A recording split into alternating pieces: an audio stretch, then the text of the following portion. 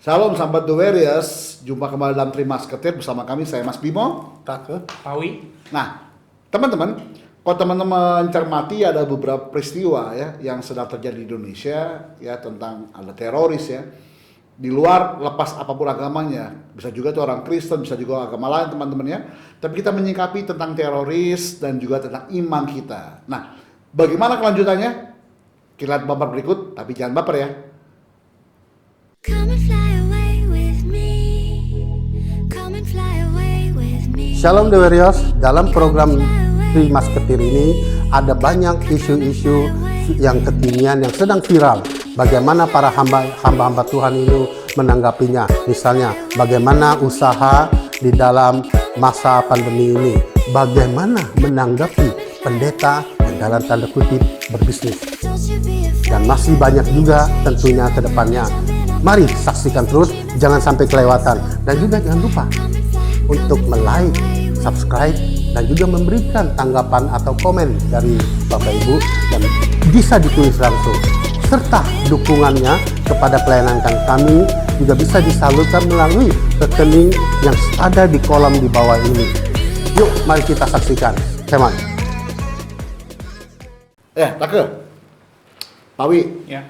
kan 5 tahun belakangan ini kita lihat di negara kita ya gencar sekali teroris ya kan, baik itu teror di gereja, ada teror berupa bungkusan di depan rumah orang ya, ada teror masuk kantor polisi gitu ya. Nah, bagaimana sih tentang iman kita ya, kepercayaan kita sebagai Kristen, apakah diperbolehkan nggak sih kita menjadi orang teroris ini? Take? Jelas ini tidak sesuai dengan akidah agama apapun. Tidak ada agama yang mengajarkan orang boleh membunuh sesamanya. Tapi karena ada suatu agama yang lebih pengajarannya lebih diselencengkan radikal, jadinya mereka tidak termasuk dalam agama itu tertentu. Jadi boleh dibunuh dengan kata lain. Tapi apakah pengajaran iman Kristen sesuai dengan begitu? Tidak, tentunya. Nah, menurut pengajaran dari kisah Tuhan Yesus Kristus sendiri, dia di dalam melayani pun tidak pernah mengajarkan pengikutnya untuk melakukan keanarkisan, kekerasan apapun di dalam penyebaran pengajaran-pengajarannya. Nah, satu hal di Indonesia mulai baru-baru ini kan terjadi ya, satu bom di gereja katedral di Makassar. ya Makassar, yang satunya lagi kemarin adalah serangan atas Mabes ya. Ya. Ini menggambarkan bagaimana kita sebagai Kristiani dimanapun, seperti apa iman kita menyikapi hal seperti itu. Nah, satu hal yang harus kita ingat bahwa di dalam kedekatan kita kepada Kristus, kita harus tahu bahwa Kristus seringkali mengajarkan kepada murid-muridnya bahwa kita ini adalah seperti domba yang diutus ke Tengah serigala. tengah serigala. Ya. Domba yang diutus ke tengah serigala, yang artinya sebetulnya bahasa gampangnya diingat tuh kita menjadi korban, umpan. Jadi benar-benar diberikan untuk dihancurkan. Tapi apa makna dari perkataan Tuhan Yesus seperti itu? Bahwa setiap pengikutnya itu tidak akan mendapatkan kenyamanan. Ya. Tidak akan mendapatkan zona-zona yang nyaman sekali, tidak. Berarti ada kesusahan. Ada kesusahan di situ. Nah, apakah demikian? Memang demikian. Karena Tuhan kita pun akan mengalami hal yang seperti itu. Nah, menilik kasus yang terjadi, 2 kasus ini belakangan ini yang sedang viral ini. Nah, kita bisa melihat bahwa bagaimana sikap seorang Kristen untuk menyikapi hal seperti itu.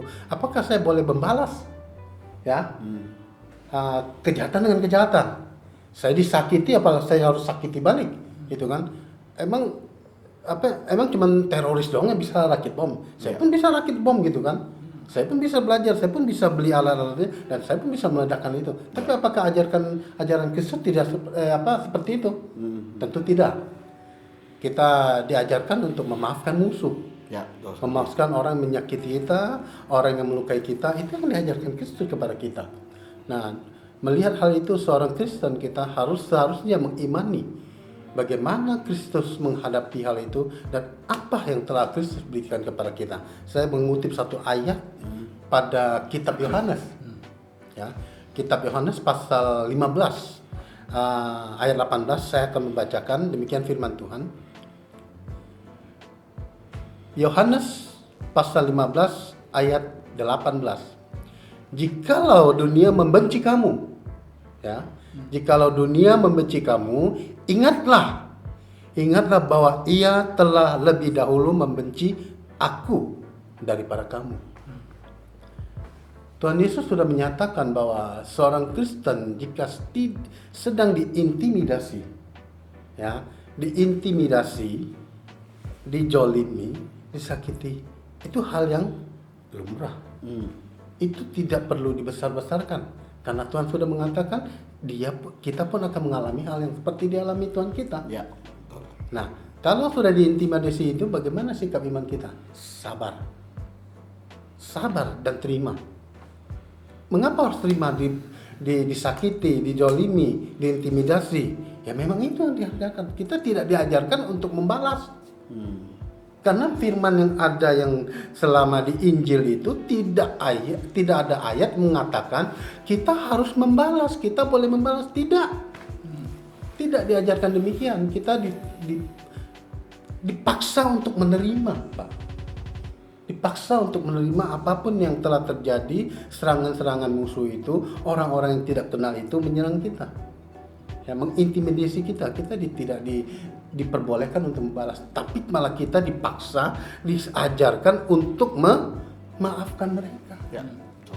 Memaafkan mereka dan yang lebih sadisnya lagi mendoakan mereka, memberkati mereka. Nah, ini yang diajarkan oleh Kristus kepada kita. Iman seperti inilah yang diajarkan Kristus kepada pengikutnya. Nah, menurut saya kalau sampai terjadi ada serangan balik dari gereja-gereja lain atau pengikut-pengikut Kristus terhadap orang lain, itu iman yang salah. Itu iman yang salah dan iman yang tidak benar. Karena tidak boleh ada serangan balik atau apapun kejahatan dibalas dengan kejahatan, tidak. Ya. Ya. Kalau saya bilang gini kata Pak Wi, kasus teror ini pada zaman Yesus sudah terjadi, ya kan? Ketika Yesus tanggapan sudah mulai teror itu pengikutnya. Si Petrus pun sama, ya kan? Ketika dia melihat Yesus sedang dihukum, ya kan, dihakimi itu, aku nggak kenal engkau, gitu kan? Terteror dia. Terus ketika Yesus salibkan, ya murid-muridnya hilang kan, yang lain kan terporak-poranda. Ya.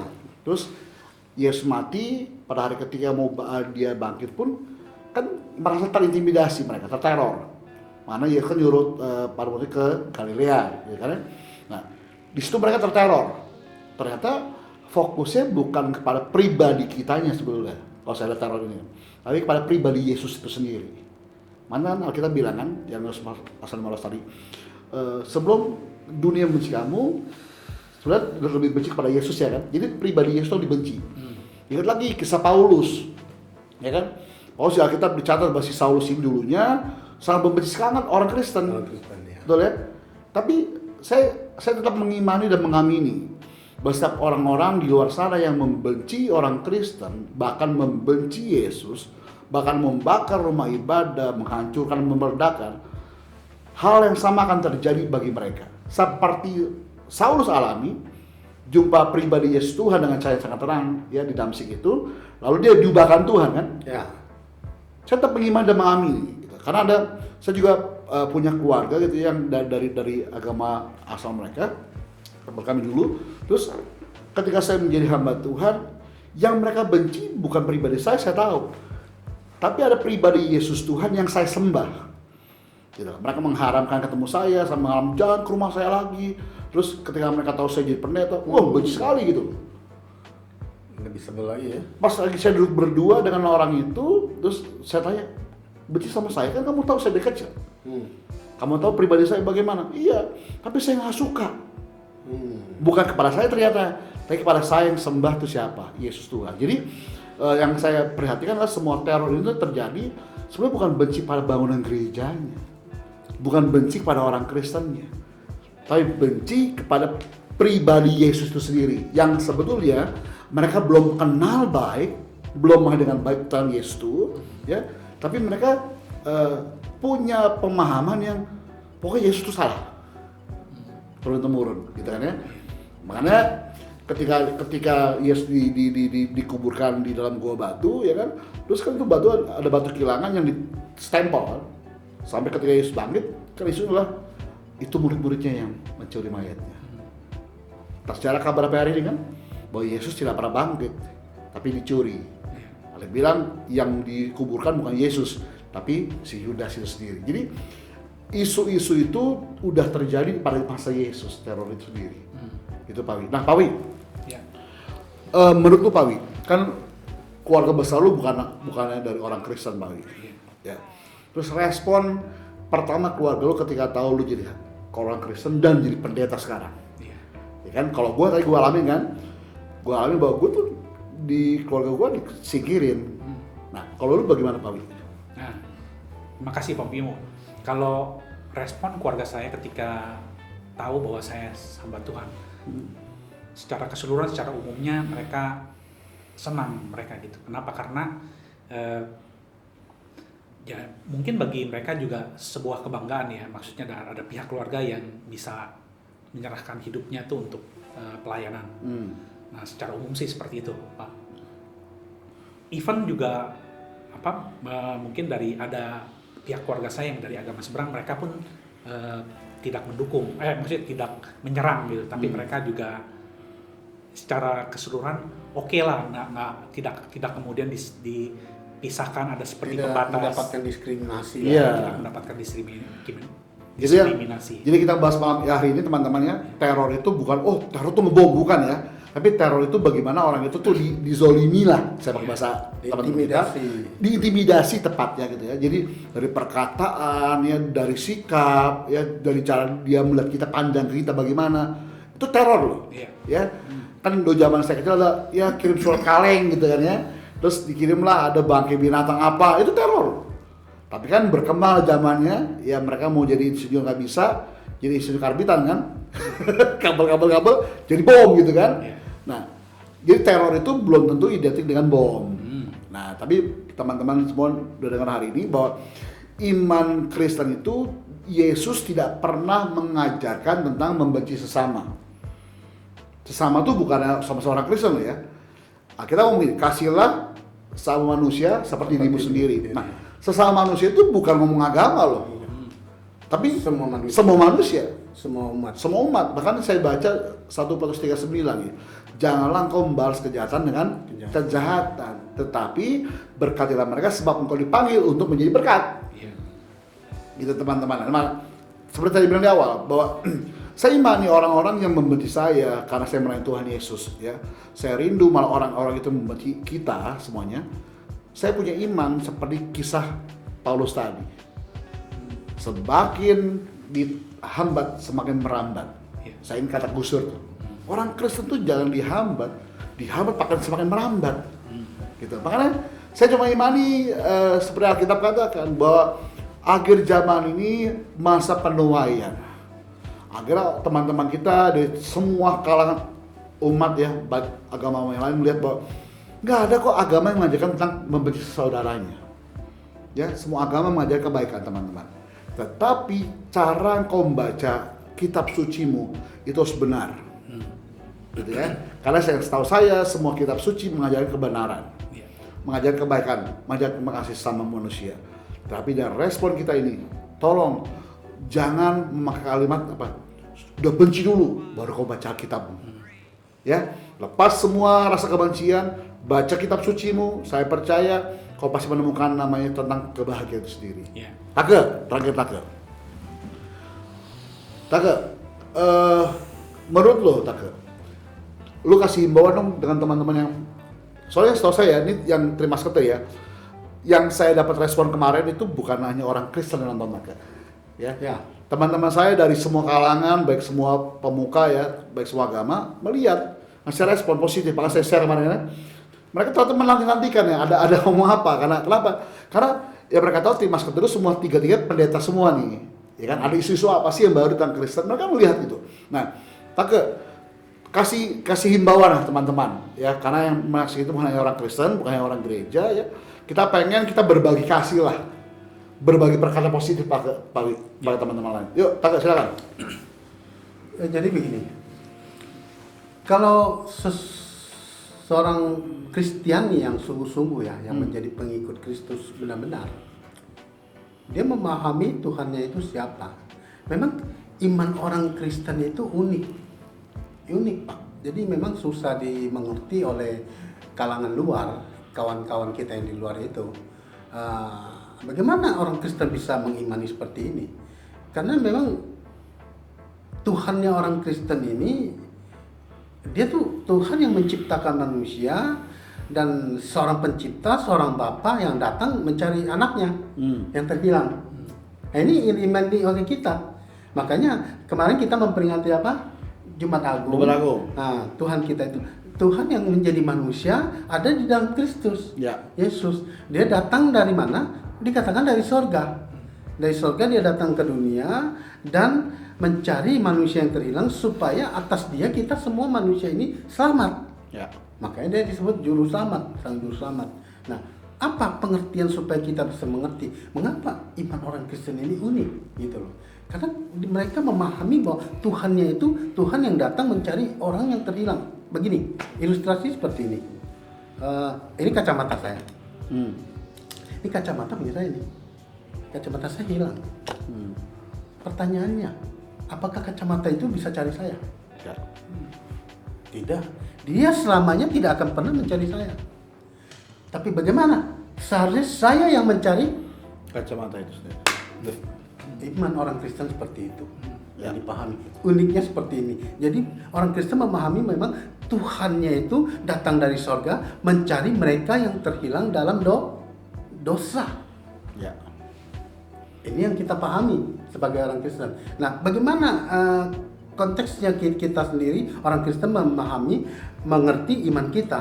Makanya kita dianggap kita tidak, kalau kita mendapatkan keselamatan itu bisa masuk surga, itu bukan karena hebat dan kuat gagah kita, tapi semerta itu karena kasih karunia Allah. Dia datang mencari mereka yang terhilang, kita ini. Nah, ini kita imani karena kita ada di dalam Kristus, ada di dalam namanya, makanya kita mendapatkan keselamatan itu.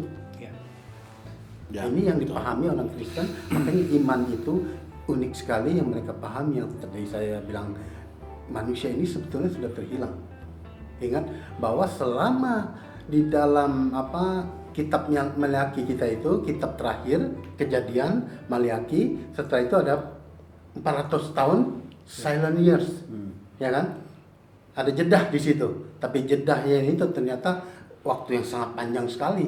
Kita yang belajar STT tahu bahwa ini adalah 400 tahun ini kurang lebih 400 tahun yang sangat kelam sekali. Tapi ini karena manusia tidak bisa menyelesaikan lagi perkara dengan Tuhan. Tidak bisa menyelesaikan perkara mereka untuk datang mencari Tuhan.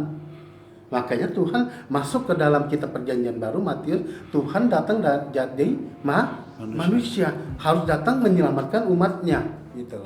Nah, atas namanya dia, makanya manusia bisa diselamatkan. Yohanes pasal 14 ayat 6 mengatakan, tidak ada seorang yang datang kepada Bapa kalau tidak melalui aku. Itu direct keluar dari mulut Tuhan Yesus Kristus. Diimani oleh semua kalangan Kristen bahwa sudah tidak ada pintu lain. Ya.